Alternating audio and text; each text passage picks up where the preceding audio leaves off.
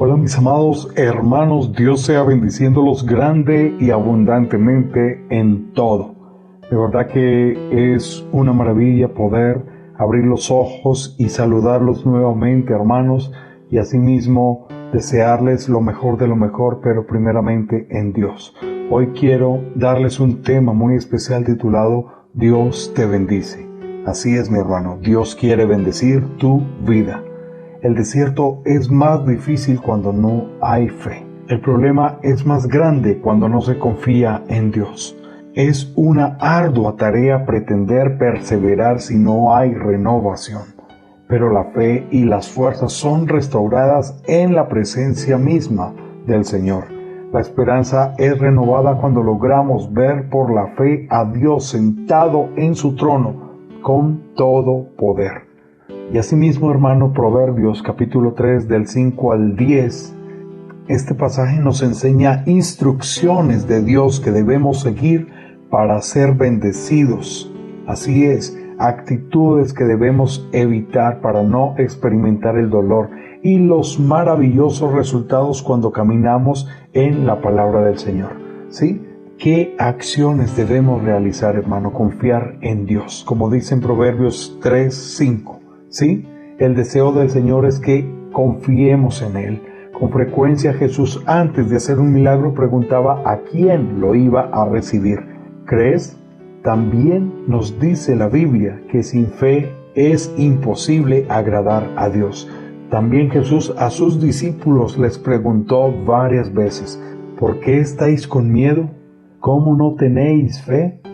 Podemos decir que la fe es una de las plataformas sobre la cual Dios construye sus milagros. La falta de fe nos lleva a vivir por la razón, por la lógica humana y no por los principios de Dios. Es decir, sabemos lo que la palabra del Señor dice, pero pensamos que debemos hacerlo según nuestras propias conclusiones. Por eso el ser humano termina apoyándose en su propia prudencia y no en los principios del reino de Dios. Reconocer al Señor en todos nuestros caminos. Proverbios 3:6. ¿Sí? Es decir, hermanos, que tengamos en cuenta a Dios en nuestras decisiones y proyectos. Debemos estar seguros que sus ojos, sus manos y su corazón están involucrados en lo que pretendemos. Es fundamental, hermanos, asegurarnos de su presencia, porque cuando Dios va con nosotros seremos bendecidos y prosperados. ¿Tú quieres eso, verdad, mi hermano? Proverbios 3:7. Temer a Dios. Temer a Dios es respetarlo, es vivir de manera piadosa. Hablamos de un corazón que busca al Señor. El temor de Dios es el principio de la sabiduría.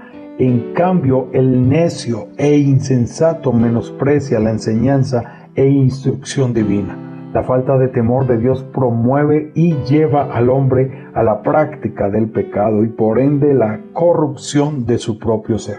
¿Sí?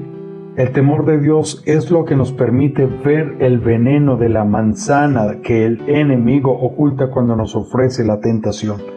Por eso la frase completa dice: teme a Dios y apártate del mal, porque el temor de Dios nos aparta del camino del dolor y de la muerte. Bendito sea el temor del Señor en nuestro corazón. Proverbios 3:9.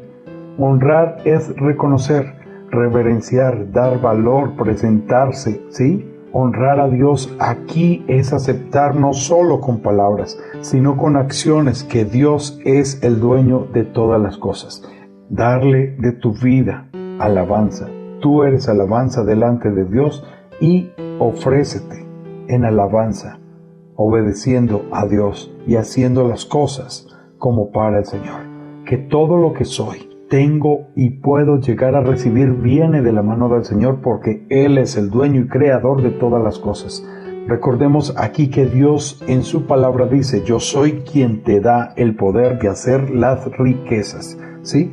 El labrador salía al campo a ver los primeros frutos que marcaba para llevarlos luego al templo en las fiestas de Dios. Y quiero hablarte de algo importante, de las actitudes que debemos evitar, hermanos.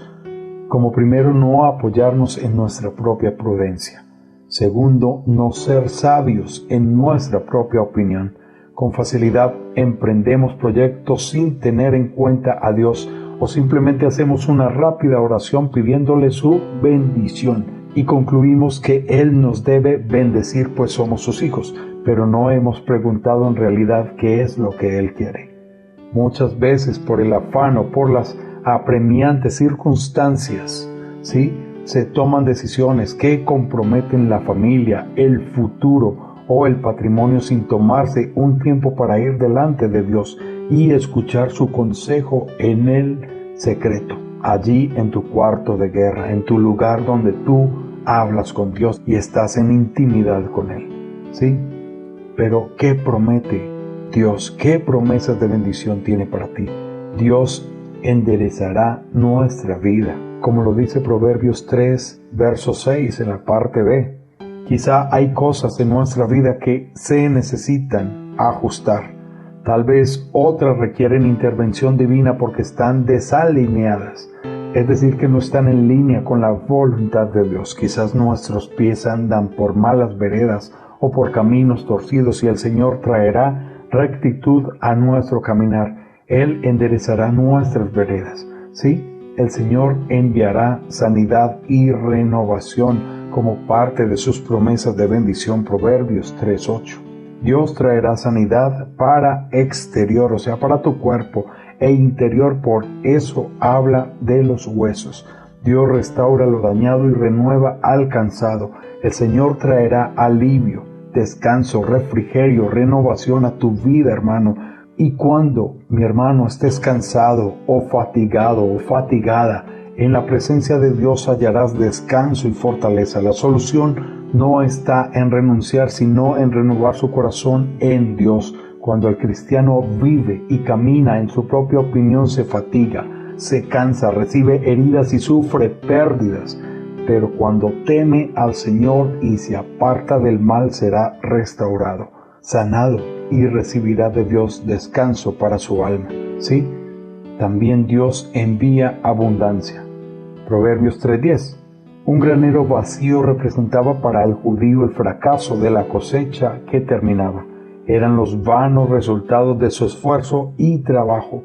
Así como un granero lleno era la satisfacción de su labor, la bendición del cielo y la seguridad para la estabilidad en su casa.